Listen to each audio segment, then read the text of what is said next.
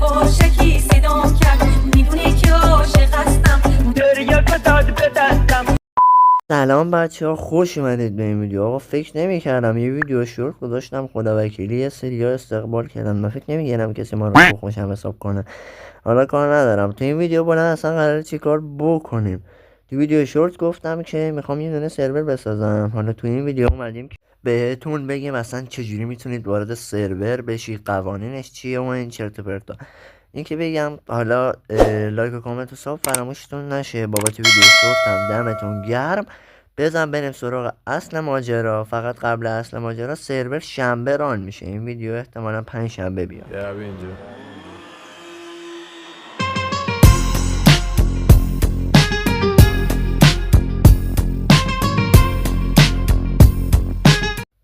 آقا ما تصمیم گرفتیم یه سرور بزنیم به اسم پوپ SMP. یعنی پوپ SMP که نه، پوپ کرفت در واقع. خب حالا چجوریه داستان؟ این قضیه قراره که ظرفیت سرور 20 نفره. اون ویدیو فکرم یه 7-8 نفره دیدن، حالا استقبال کردن گفتن ما پشت تیم و اینا. ظرفیتش 20 نفره. حالا اگه کسی دیگه هم خواست بیاد، آدرس و IP و پورت و اینام داخل دیسکریپشن همین ویدیو هست. لینک دیسکورد ما هم داخل چی میگن خدایا، کپشن ویدیو هست که حالا اونجا ما هم صحبت میکنیم و با هم میتونیم وایس چت بذاریم از این داستانا. حالا خود سرور چجوریه؟ از این قراره که سرور سروایوله و قراره ما بریم سروایول بازی کنیم. و حالا قوانش چیه؟ مثل که متا کرفته تقریبا دیگه. شما نباید از هم دیگه دزدی کنید، بیس هم دیگه رو بدون اجازه نباید بتره کنید و از این داستانا. خلاصه حالا اصلا چجوری میتونید وارد سرور بشید؟ این مهمه. این سرور اول ویدیو هم گفتم شنبه احتمالا بعد از ظهر روشن بشه. حالا شما چجوری میتونید بیاید داخلش؟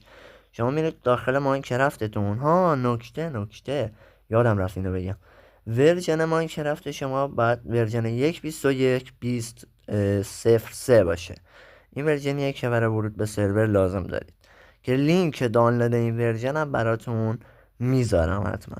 حالا ورژن رو دانلود کردید، چجوری میاد داخل سرور؟ این مهمه. شما وارد ماینکرافت میشید، یه ورد میخواید بسازید، میرید داخل بخش سرور. اون ته یه چیز داره به اسم اد سرور که شما میتونید سرور جدید اضافه کنید.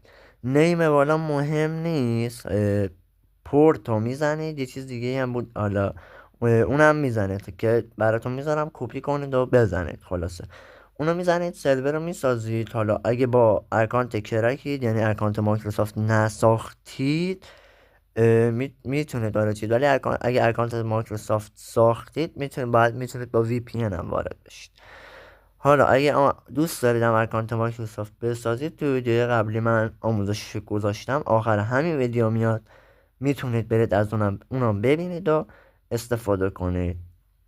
که داریم میکنیم خب عملا کوب به متا که رفته، یعنی دارم همینو میگم. فکر کنم احتمالا داخل سرور نرفتم، ولی فکر کنم احتمالا یه جزیره تور باشه. شما داخل اونجا نباید چیزی بسازید دیگه. مثل متا که رفت بود شاپ میزدن، چیزی میفروختن و اینا. حالا امیدوارم شنبه استقبال بشه و شما بتونید بیاید و با هم عشق و صفا کنیم. راستی اول ویدیو گفتم، حالا درست نیست وسط ویدیو هم بگم. لایک و ساب و کامنت و نام یادتون نره. کانال دیسکورد هم بشید که خب اونجا ساعت، یعنی تایمی که سرور روشن میشه رو بهتون میگم. این ویدیو امروز 5 شنبه میاد، سرور شنبه روشن میشه. اونجا دیسکورد باشید که اونجا با هم هماهنگ کنیم. راستی ما برای سرور که بتونیم سرور رو کنترل کنیم یه ادمین هم میخوایم. خب یعنی مثلا کارهای بن و این داستانه رو انجام بده. کسی اگه حاضر بیاد انجام بده، تو کامنت های همین ویدیو کامنت بذاره که آقا من حاضرم، بیاد تو دیسکورد به من پیام بده. همین دیگه، حرفی نمیمونه. شنبه منتظرتونم با هم یه بازی خوب رو بسازیم.